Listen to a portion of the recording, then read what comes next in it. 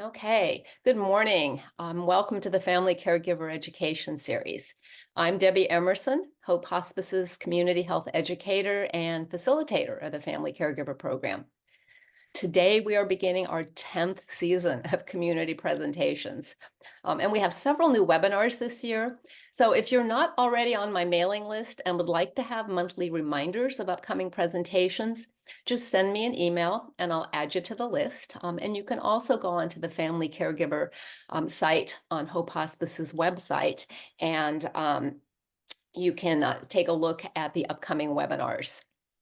So just a little bit about me. I've been a health educator for over 30 years, and I've been with Hope for almost 10 years now. I'm certified as a dementia specialist by the Alzheimer's Association and the National Council of Certified Dementia Practitioners. And probably most importantly, in addition to my professional training, I've been a family caregiver to loved ones with dementia. And I'll be using some of those personal experiences to illustrate some of the content that we're going to be presenting today. And now I'd like to turn it over to my co-presenter, Gia Barcel. Thanks, Debbie. So, I am Hope Hospice's Manager of Dementia Services and Community Education. I am a Teepa Snow certified trainer and advanced consultant, as well as being certified by the National Council of Certified Dementia Practitioners as a dementia practitioner. My job is to help educate families and care providers who are navigating dementia, as well as help come up with non pharmacological ways of working through behaviors. Our goal is to create an environment where we have a care team in place that supports everyone involved to the best of their abilities. Quality person centered care is our goal. I look forward to talking with you today, and my hope is that you'll learn some things that are helpful to you on your journey. You aren't alone. So let's get started. So historically, dementia has been categorized in stages or periods of time. And this type of categorization is designed to give us a general idea of where someone is in the disease process. And while the stage models can provide a general framework to help us understand that progression of dementia, they oversimplify its complexities. Symptoms vary widely among individuals, as does the rate of progression. And dementia isn't always linear or predictable. And there are many underlying causes of dementia. For example, Alzheimer's, vascular, Lewy body dementia, frontotemporal dementia. And each of these has its own unique characteristics and manifestations. Dementia can also present with ever-changing symptoms and even periods of stability. Cognitive abilities may decline at different rates. And as you know, individuals may experience behavioral, psychological, and physical changes. And all of these factors can complicate that staging process. Most people are not diagnosed until they've had dementia for several years. And it's possible that they may have been experiencing symptoms without being fully aware of them. So, trying to fit a person's condition into rigid stages may overlook important nuances. It may hinder accurate diagnoses, may even delay treatment. But people want to know what to expect, what's next, how to best care for one with dementia. So the stage models continue to be used despite their flaws. Now, there are several stage models in use today, and most of them focus on what abilities have been lost, what things the person can no longer do, or things they can't remember.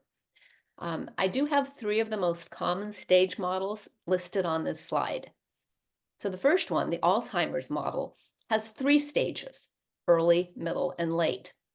Or sometimes they're referred to as early, moderate, or advanced.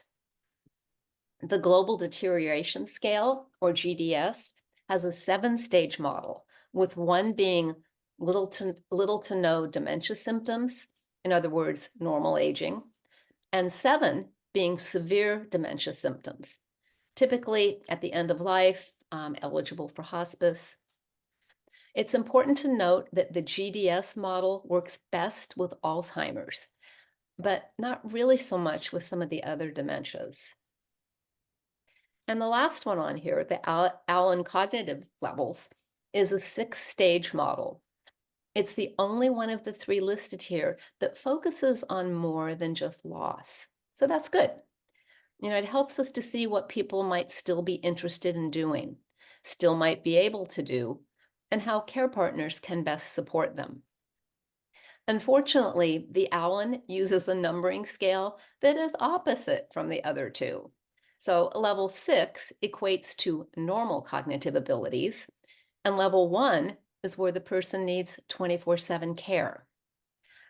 This can be really confusing, especially if we're not all on the same page as to which scale we're working with or talking about.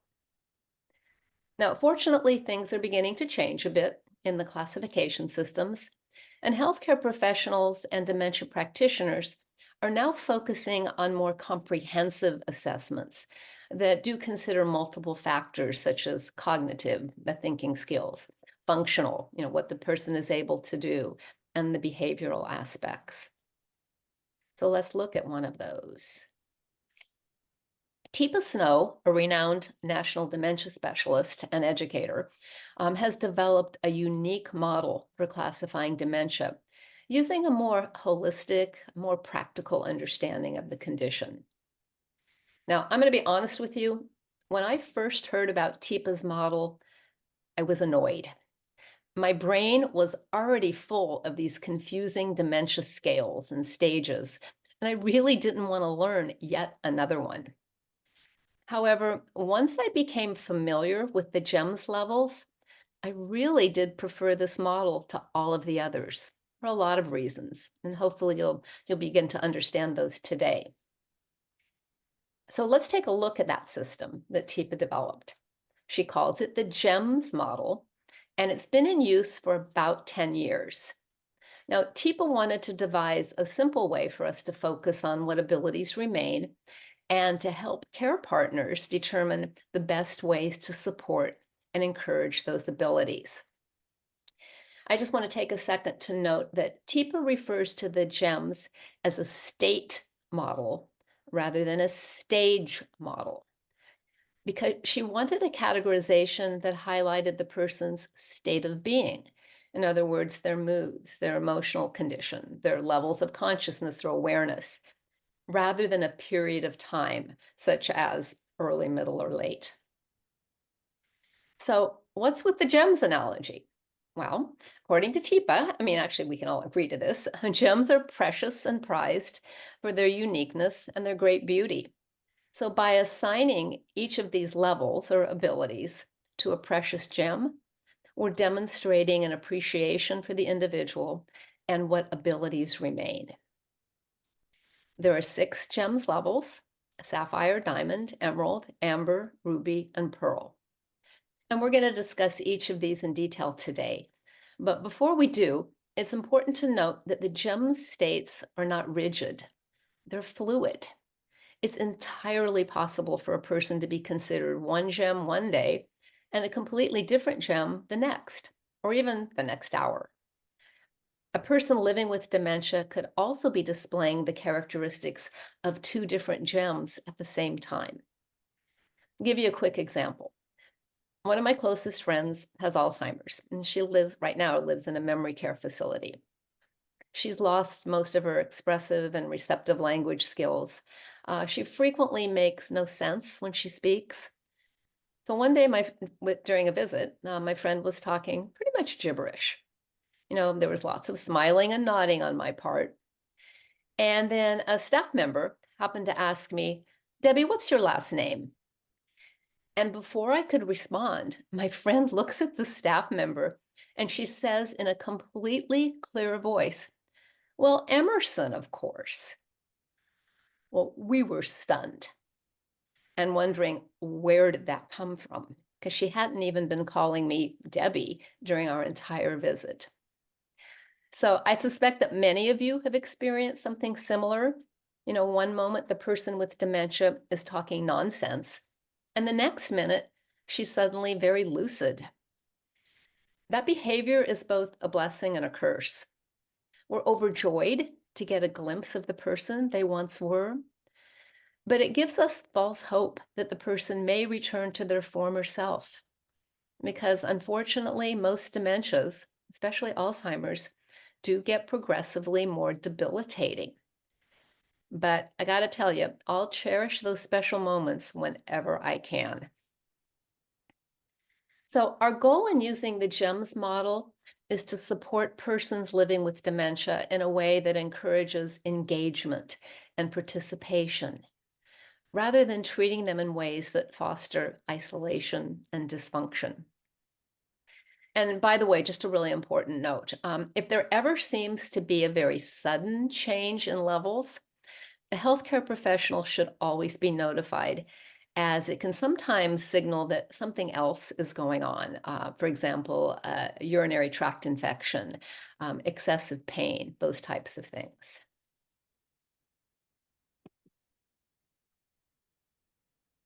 Okay, so I've mentioned Teepa Snow, and so I thought it would be good at this point to hear from Teepa and hear her explanation of her GEMS levels. It's a 12-minute video clip, and don't worry if you don't catch everything. Teepa does talk pretty fast, and so we'll be talking about all of this in more detail. Time to talk about progression. How does this disease change over time? Now, unfortunately, typically what people talk about is loss. Oh, it's worse, it's worse, it's worse. And it's going to get harder and things are going to get worse. But if that's all you're thinking about, you're missing opportunities. It's not just about the loss, it's always about what do they have left. And so I took the scales that were out there and looked at them. And frankly, they're pretty depressing. They emphasize too much. Uh-oh, what's going to happen next? And it's not a good thing. So what I decided is let's stop talking about people as though they were less. And let's start looking at people as though they still have something. My job as a care partner is to figure out how to provide the right support and the right care so they can shine. Quit thinking about them as numbers. Is this a stage 1, 2, or 3, or a level 1, 2, 3, 4, 5, 6, 7? And instead, how about if we looked at how are they precious? How are they unique? What do they have that I can still use to help them live life? Because life happens and we're both going to live it. So how's it going to be? So I thought, how about gems? How about if we thought about people as precious and unique? There's not a single gem that I know of that people don't find attractive and interesting. And if I could get you to think about people as having something positive, something good, and I got you to see them that way and understand them that way, then you may be more interested in providing the right setting and the right care so they can shine. And so what I did is I took a scale that's out there, Allen cognitive levels, cognitive disabilities. It's something used in occupational therapy. And I took that and I built off of that. And what we have are gems, 6 of them, 6 levels, sapphires and diamonds and emeralds and ambers and rubies and pearls. All of those are amazing gems, but they're all different. They're all unique. They all have characteristics. Now, the way I organize this is sapphire. Notice how it's on the other hand. It's a little special. It's a brain that's true blue. It's a brain that's not experiencing the changes that come with things like dementia. Instead, this is a brain that's flexible, it's organized, it's able to work with all these other gems. And when you're a care provider, it's really important to be a partner who is flexible and not really struggling on your own. But the reality is you're probably going to experience some moments that aren't sapphire-like. When that happens, take a break because you do want to be a sapphire to care for the gems. Now, let's talk about the gems. Diamonds, emeralds, ambers, rubies, and pearls. Diamonds, clear, sharp, but rigid, have lots of facets to them, but inflexible. Not liking change, but absolutely able to shine. But diamonds can also cut you. They can hurt you because they still are who they were, but they're different. They're clear and they're sharp. So you may not even believe or think that this is real, that they have a dementia, because they know what they're doing, that she's just being stubborn. Maybe, maybe not. Sometimes things like zirconians can trick you. They look like the real deal and they're not. But if you see somebody who's acting like a diamond, if you experience diamond behavior, create the right setting and the right care, things get better. If you don't recognize it, you can get cut. So when someone is in a diamond state, what we're talking about is rigid, inflexible. I'm very good with habit and routine, the things I've always done. I'm not so good with new stuff. I don't like change, and I don't like people telling me what to do if they never told me what to do. If you were always an authority figure, we're probably in good shape. I may follow you around more and shadow you, but I won't argue with you. But if you've never been the boss of me, this is going to get to be a real problem. Emeralds, things are changing. And unlike the diamond, it's not clear and sharp anymore. There's a color, you've noticed. This is usually about the time most people get identified as having something going on.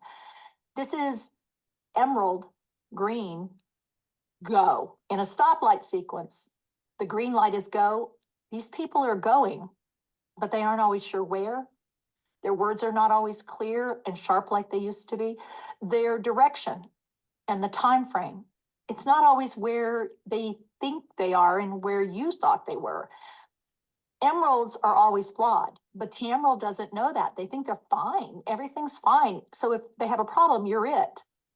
Or if there is a flaw, well, it doesn't matter. So this is where we start to notice changes in my ability to do things. I'm making mistakes. I'm skipping steps. I'm getting lost in a day. I get lost in my life. I think you're a different person than you are. I think I'm in a different place than I'm in. I start a task and then I go do another task having not finished that. I get turned around pretty easily. I have a flaw, but if you match up and you don't point out my flaw, it goes a lot better. So with emeralds, things are changing for both of you. And I'm no longer clear and sharp. I am struggling. And I may not know that. Guess who will be struggling? You, if you're not careful, because you want what we had before and you aren't going to be able to have that. Now let's talk about the next gem. Ooh, oh, uh-oh, ambers. Yeah, most of you don't really like ambers in real life with dementia, but let me describe amber. Amber is one of the most interesting gems because it actually isn't a found in the ground gem. It's something like sap coming out of a tree and something getting stuck in it and then more sap and then it hardens up a little bit. It's something caught in a moment of time. And that's where these folks are. They're in a moment of time. It's all about sensation. It's all about what does it feel like? What does it look like? What can I do with it? Do I like it? Don't I like it? I'm in a moment. I don't have caution. I don't have safety awareness. I'm all about if I want it now. And if I don't like it, I'm not doing it.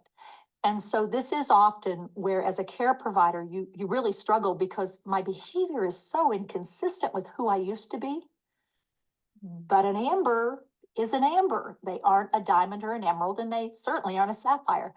So this is the point in the disease where you might see me engaging in ways, because I'm still very interested and curious, but I don't know whether it's safe or not. So I may pick up things and do things with them, and it's not okay. I invade your space. I take things. I mess with stuff.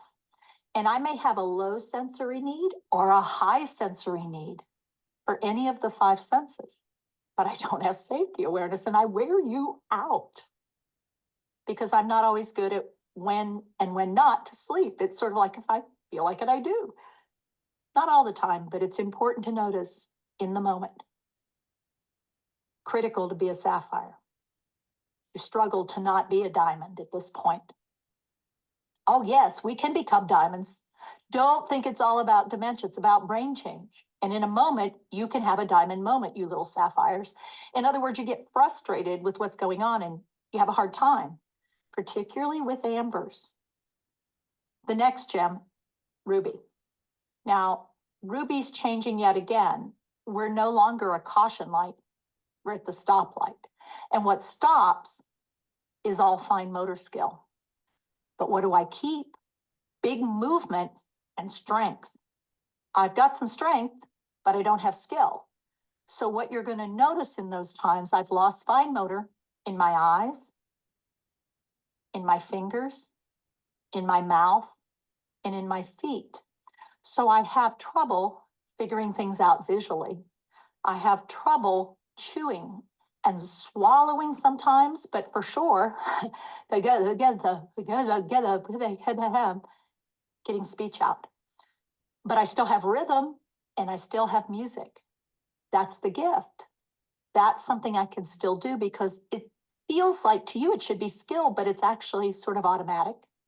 So with rubies, although I lost the fine skill, I still have the big. So my hands now are more gross.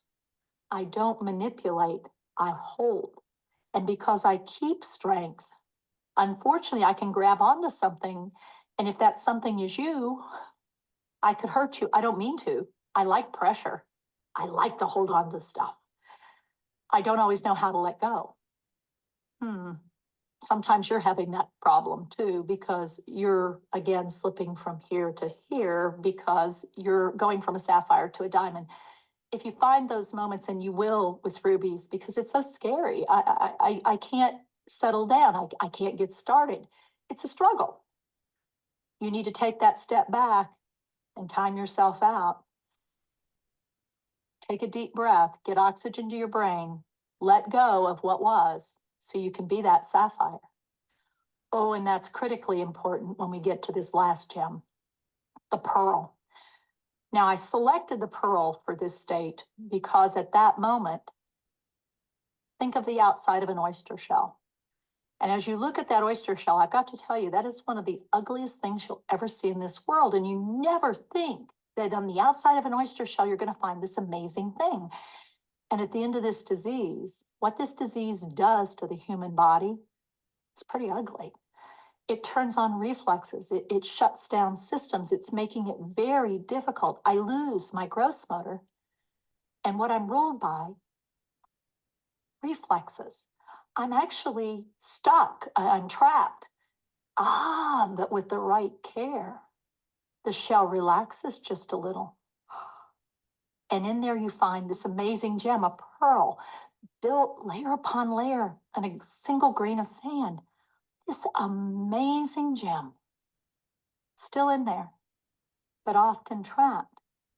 And sometimes, if you're not careful, you spend way too much energy worrying about the shell, and you miss the most important thing. That's not the gem. With the right care, you get to see the real gem. This amazing person, not who they used to be, but I'm still in there. I'm me, but I'm different. I'm not a ruby or an amber or an emerald or a diamond. I'm not the sapphire I may have once been, but I'm still there and I'm still me, but I'm different. The question for all of us is, can we see the precious and unique? Can we experience the person as this amazing gem of great value and give them the right setting and the right care so they can shine? So Teepa just gave us a lot of information. And like Debbie said, she talks pretty fast. We've included the link to that video on your resource list, and we'll spend the rest of today's presentation reviewing each of those gems, going into a little bit more detail than Teepa's video. But I just wanted to take a moment to mention that Teepa has recently updated the GEMS approach, including a name change from GEMS state model to GEMS brain change model. Now, remember that the rationale behind the GEMS is that Teepa wanted to develop a simple way for care partners to focus on the abilities that remain in the person living with dementia, and then figure out ways to best support and encourage those abilities. In rethinking the approach, Teepa believes it's important for us to recognize that the GEMS apply to all of us, not just those living with dementia, but all of us with healthy brains can also experience different states of awareness. Think about it. Don't we all have our good and bad days? Can your mood fluctuate depending on the situation? the circumstances, the time of day, or the weather, it's important to be aware of our own states and how our own moods impact our own behaviors. Doing so enables us to better understand and meet the needs of the person living with dementia. To be responsive care partners, we need to move away from the us and them mentality and focus more on our similarities, on what we have in common as human beings. So again, adding to what Teepa talked about in her short video, let's talk about the sapphire. As we all know, a sapphire is a beautiful blue color. Sometimes we say true blue. A person in this gem state is true blue, clear and true to themselves. They're most likely displaying characteristics that we consider to be normal aging. This might look like me if I'm the person living with dementia, having a hard time finding a particular word. So I might resort to describing what I'm talking about so you can understand me. You know, that thing that you push down on, it's really hard. It holds things together. Oh, it's on my desk. Trying to describe a stapler. I may get frustrated with you for suggesting words or for guessing what I'm trying to tell you, as I believe that if you'll just give me a minute and not rush me, I'll get the word out. I may feel blue over the changes I'm experiencing, so be patient and give me some time to work through it. A sapphire may also need some extra reminders to get some things done. Sometimes this can be as simple as leaving a note on the bedside table that says, "Remember to be ready for your doctor's appointment today at 9:30 a.m. It's usually possible for them to follow written information. A sapphire can also usually learn new things and change habits, but slower than they have in the past. They may need more time to process a request or to make a decision. And typically, they can still choose their behaviors. So make sure you allow them to make these decisions for themselves whenever possible. Logic and reasoning haven't been affected yet at this stage. So however a person has reasoned with things in the past will usually still be the same, just slower. It's important to remember that normal aging is changing our hearing, vision, balance, and coordination. Again, a slowed down approach can be helpful in adjusting to these normal evolutions. So how can we help support a sapphire? Well, first, allow a little more time for making decisions or choices. Don't rush an answer. Second, remember that there are already established learning styles, so use these. For example, if the person usually responds better to a written note reminder than a phone call reminder, go with the written note plan. And thirdly, try and make sure only one person is talking at a time and cut down on background noise. So let's look at a diamond. Now, think about a diamond. Again, as Teepa mentioned in her video, a diamond can be clear, sharp, rigid, and reflective. The diamond stage is challenging because the person living with dementia is changing, yes, but at times is still clear and sharp. It's usually difficult to tell if the person is just being difficult or stubborn, or if their abilities are changing. Diamonds become inflexible in how they like and want things done and may use old habits to function. They like routine and tend to struggle with change in settings, situations, and expectations. You may see the person becoming more accusatory, especially around finances. My grandmother wanted a near constant accounting of her finances, and she worried herself over wanting to pay anyone who visited her. She wanted her purse by her side at all times. You could almost call her territorial with it. We ended up putting a few $1 bills in her wallet so that when she wanted to pay someone, she could. She would hand a $1 bill to someone and say, "Thank you very much, and please keep the change." In the diamond state, a person may misplace things often. In the case of my grandfather, she wanted her purse by her side, but she kept forgetting that it was there. Or she would put it somewhere so that it wouldn't get stolen, and then she'd forget where she hid it. She used to get very annoyed when we show her where she had hidden it, as she took that as we thought she forgot or that she couldn't find it on her own. She really resented it when she felt like we were taking over. And a diamond is usually pretty good at faking it with social chit chat or by dismissing their struggle. And what I mean by social chit chat is casual conversation or small talk. Hi, how are you? I'm well. How are you? It's sure windy today, isn't it? Yeah, lots of leaves blowing around out there today. This easygoing type of conversation can make it seem like someone is processing more than they actually are. Complex phrases and a quick change in topic can be difficult for them to keep up with. But in the diamond stage, they're probably aware that they're missing something and can cover for it. A diamond can also be prone to think that everything revolves around them and not recognize when they've already told you a story. Additionally, their self-awareness is inconsistent, sometimes clear and sometimes not. So, what are some helpful tips for diamonds? Recognize the changes you, the care partner, and you, the care partner, change your approach and your expectations. Stop arguing and stop trying to point out what's right or true.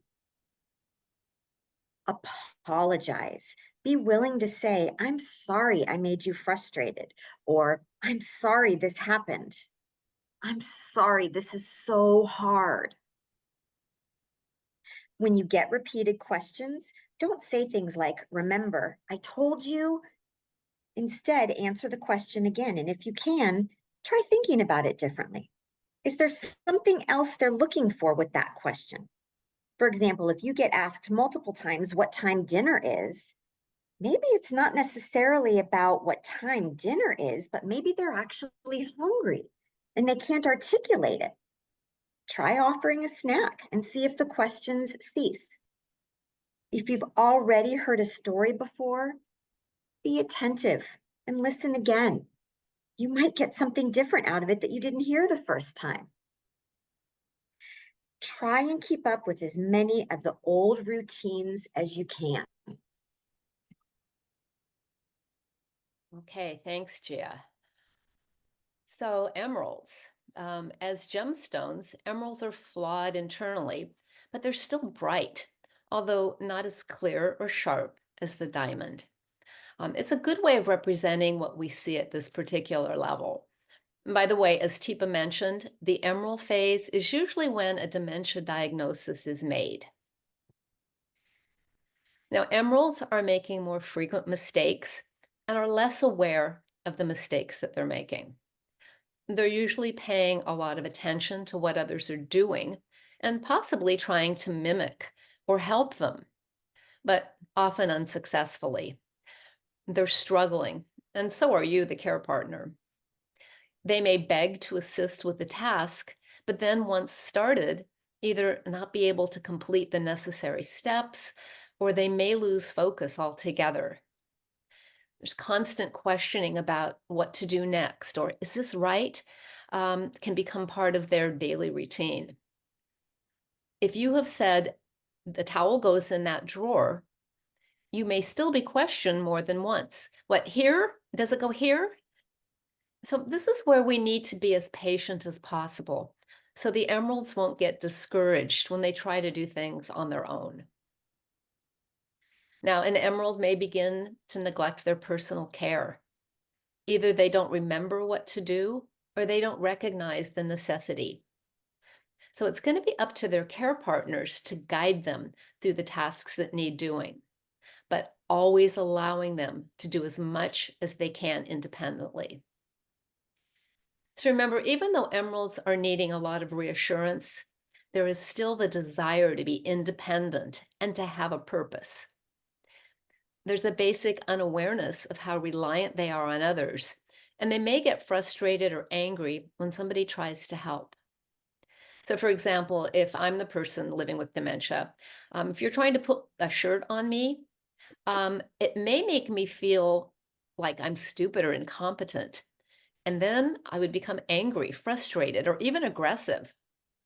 So instead, show me visually what you want me to do, and then allow me to do as much as possible myself. Remember, as the emerald, I still want to feel like I'm able to do things for myself. In my own personal experience, I've made a point asking my friend that I mentioned earlier to do simple things for me. So she's going to feel like I need her, feel like she's needed. So, for example, the other day I asked her to hold my bag so I could carry our tray of food. And then I let her know what a big help that was. It's really simple, but it gave her a purpose.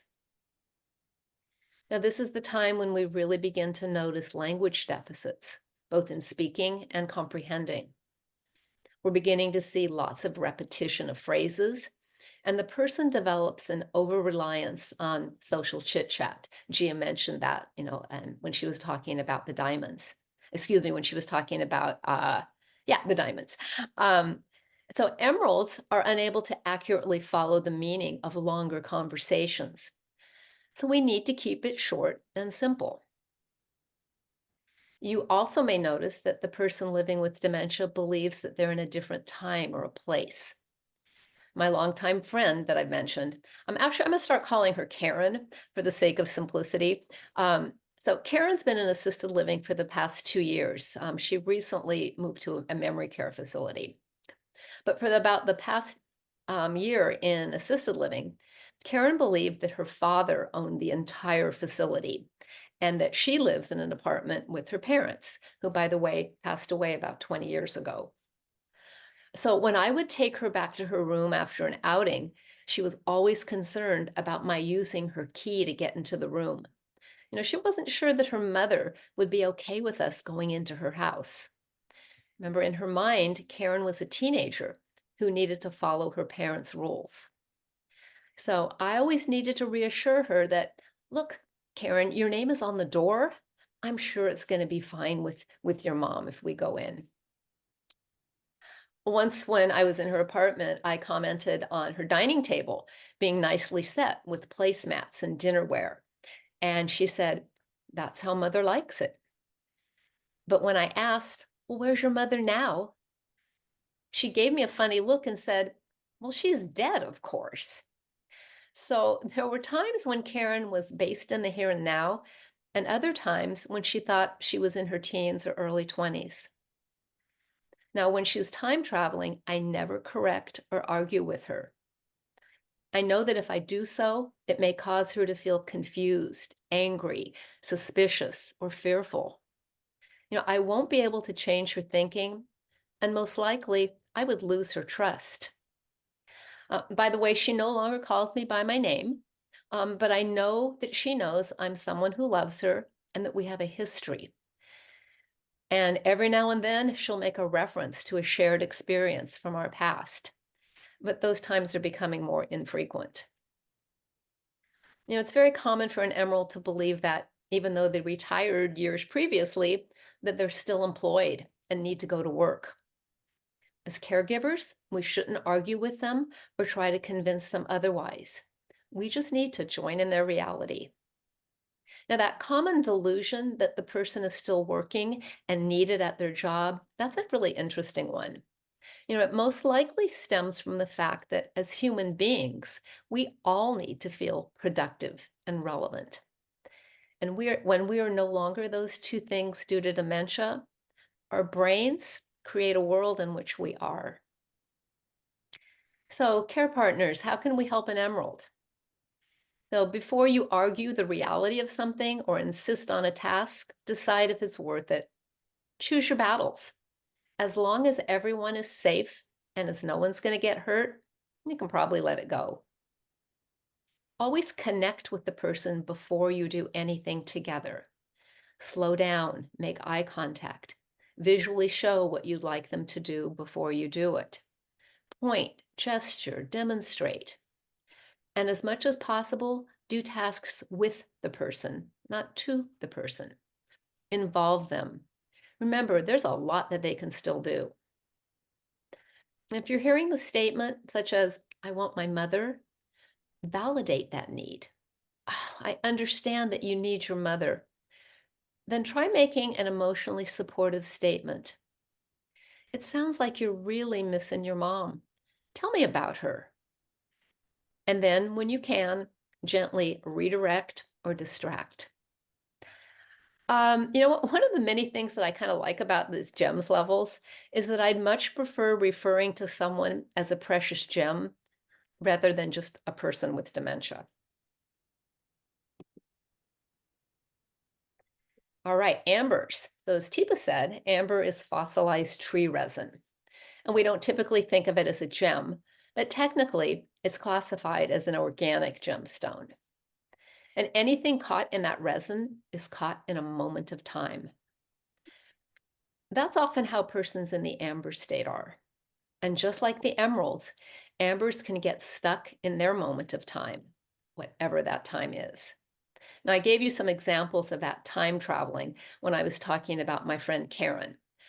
But with ambers, we see even more evidence of this. By the way, right now, Karen tends to move back and forth between the emerald and the amber states. So as Teepa mentioned, ambers are usually very sensory based. They're prone to touching, tasting, handling, exploring, anything and everything. It can be challenging for ambers to tolerate some personal care routines because of their heightened sensitivity. Typically, the lips, tongue, mouth, palms of hands, fingertips, toes, and genitals are all highly sensitive. And coupled with the fact that they may not understand why they're being touched, can cause ambers to become threatened, frightened, agitated, and resistant during personal care. It typically helps to try and read the distress signals that are being put out, and then back off or try a different approach, or try again later. Always try to get visual or verbal permission before you touch them. And if possible, it's always best to encourage the person to do as much as they can on their own when it comes to personal care. Now, ambers are very impulsive, or can be, because their social filters are declining, and they typically don't have any problem in invading the space of others. They may get into anything that looks interesting, even if it's not appropriate or safe. Their safety awareness is also quite diminished, and they no longer understand cause and effect or consequences. So it's especially important for the care partner to anticipate potential safety issues and safeguard the environment. Now, by the time my father-in-law was in the amber stage, he had Alzheimer's, by the way. He was living in a skilled nursing facility. He would often just wander into other residents' rooms, sometimes with a purpose, maybe looking for his wife, or sometimes because something caught his eye. Meal times were really challenging because he would grab food off of other residents' plates. He didn't understand why this was not acceptable behavior, but since he no longer understood logic or reasoning, rather than try to teach him to respect boundaries, the facility needed to adjust his environment. So they positioned him at a table where no one else sat within his arm's reach. So ambers can be very impulsive, and delaying gratification is usually not an option. They want what they want, and they want it now. I remember one time we were having a family party at my house, and we had all of the food and the goodies set out on the kitchen island. Now, my father-in-law was a diabetic, and he really needed to watch what he ate. But when he saw a platter of cookies that I had set out, he went for it. Now, I was quicker, and I was able to grab the platter, and I tried to explain why he couldn't have the cookies. By the way, this was well before I knew too much about dementia. So, of course, my explanation fell on deaf ears because he wanted those cookies now. So, he did what he needed to do. He literally chased me around the island trying to grab the cookies. It was actually a pretty funny sight, and everyone stopped what they were doing and watched me being chased. Now, fortunately, my father-in-law was distracted by their laughter, and then he became more focused on what everybody else thought was so funny, and it gave me a chance to hide the cookies. So Amber's visual abilities are diminished. They may not know you or see you as a whole person. Instead, they react and respond to you based on the way that you make them feel. And this is why it's so important that you continue to interact with them in ways that build trust. So, what can Amber's care partners do? Use their behaviors to guide your responses. If you're seeing agitation, put on your detective hat and try to figure out if there is some unmet need that they're unable to share with you. Could they be cold, hot, wet, in pain, bored, sad, overstimulated, hungry? Join them in their reality. If they're telling you that they see their mother sitting in the corner, instead of correcting them and saying that she passed away 20 years ago, ask how she is or what she's doing. Remember the senses. For example, there may be certain smells that can trigger distress or certain smells that offer comfort. For me, it's the smell of strong fragrances has always caused me to become agitated. I want to leave the room. But the smell of baking cookies always puts me in a great mood. Be aware of dangers in the environment and safeguard it as much as possible. And then simplify as much as possible. Simplify the words that you use and how many words you use. Simplify instructions, limit choices. When I take my friend Karen out to lunch, I never show her a menu because all of the options just overwhelm her.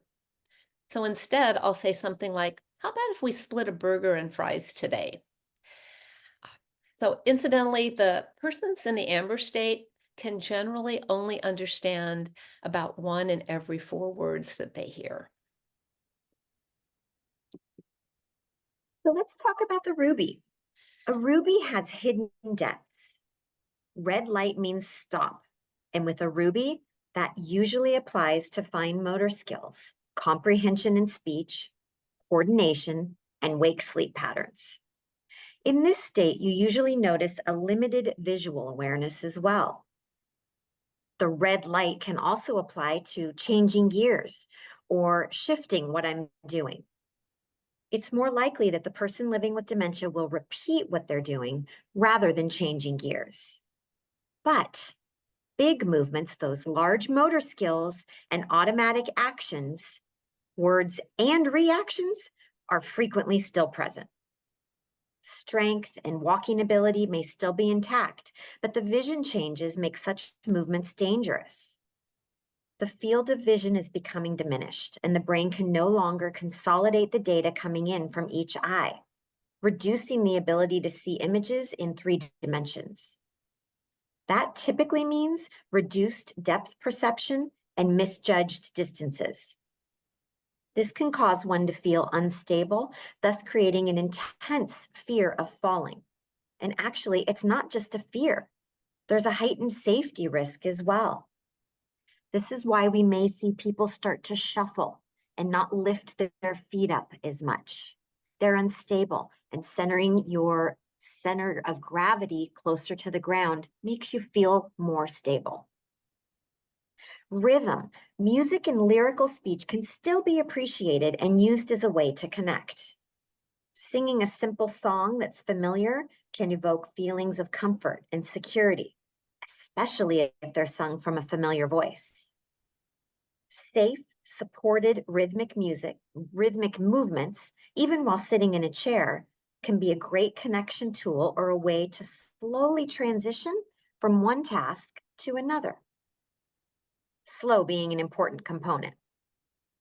The brain is processing the limited amount that it can and much more slowly. Speech and movements that occur too quickly for the person to process will either get lost or might frighten the person. It's important to remember that the fight, flight, fright reflexive response is still present. This is one of those automatic responses that will remain long into the disease. So, how can we help? Number one, slow down. Remember, everything is taking longer to figure out, so we can slow down and help them have time. Two, use rhythm and demonstration whenever you can for tasks or transitions. Gradually shift gears, guide and cue. Don't push or force. Three, create a balance of restful and active periods throughout the day, keeping in mind over and under stimulations. Do this depending on what's needed at the time. Four, be willing to be silent together and use what is calming to help settle and be aware of what's stimulating to help going again. Sometimes all we need is just quiet and someone to be sitting by our side. Now, the pearl. The pearl is that gem hidden inside its kind of crusty shell. So if you can get through that crusty outer shell, the shell of my body, you'll find beauty, the person I am inside. A person in the pearl state is usually still and quiet. This is a time when it's especially important to focus on the relationship first and the task second. Muscles and tissues can begin to tighten, making it very difficult or impossible to move. It's not uncommon to find a person in the pearl state fallen to the side or forward or to be bed or chair bound. Many primitive reflexes are still present, which may cause them to startle easily or mumble constantly. It can be difficult to calm someone in this condition, but they do know the familiar from the unfamiliar. A gentle touch and a soothing voice, especially coming from someone they know, can make a big difference in their behaviors. And incidentally, in the comfort that they feel from us. So how can we best support someone who's in the pearl state? We can take the time to go slow and observe how and where the person is before we approach. Be aware that if you're not in their line of sight, you may startle them. Make eye contact first, or use a slow and very gentle touch if eye contact can't be made. Use your voice and touch in a calm and rhythmic way to try and connect. Allow time for them to take in the information that you are there. If you've made a physical connection, try and maintain that connection for as long as possible. That way they have a better sense of where you are and can easier keep track of you. Talk with the person as if they're still there with you, because they are.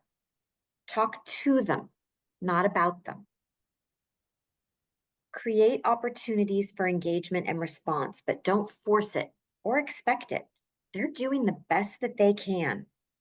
Use this time to just be together. Now, that's a lot of information and things to keep track of, especially in the moment when we're working with a person or spending time with a person who's living with dementia. Teepa has created a really helpful app for your phone. It's called the GEMS app. It's listed in our resource guide, correct, Debbie? Yes. Okay, so this is what it looks like when you pull it up in the App Store. And by the way, it's free, and it comes both for iPhones and for Androids, and it's really easy to use. So, for example, if you are observing some abilities, you're observing that someone has today just started slumping in their chair, or they have stopped being as communicative as they were. You can click on each one of these different gem states. Teepa will give you a short, succinct summary of what you might be seeing. But my most favorite part of this is she also then gives you some helpful tips about what type of things you can try to support them. Each of these stages is different and hard for us to remember, but Teepa's made it easy for us to integrate this approach into our care. Okay. I really love that app, by the way, partially because it's super easy to navigate, and I need that. Okay. So, as Teepa Snow says, dementia is not a memory problem, it's brain failure. And as caregivers, we have choices. A person living with dementia does not. So we need to interpret their behaviors and try to determine what they want, what they need, and what they're thinking. We can do this by observing what they show us and how they look, what they say, and just as importantly, how they sound when they're saying it. And we need to be observant regarding what they do, how they behave, and how they react. So, as care partners, we can choose to let go of what is fading, and we can embrace and use what's remaining. Celebrate the good moments and change the way that we look at their dementia. Focus on the abilities that they have left and what can be done versus what can't. Each person is a precious gem with inherent value and uniqueness. So let's do our best to celebrate that. To be successful care partners, we need to let go of what was, our expectations, and instead we need to live in the moments that we're given.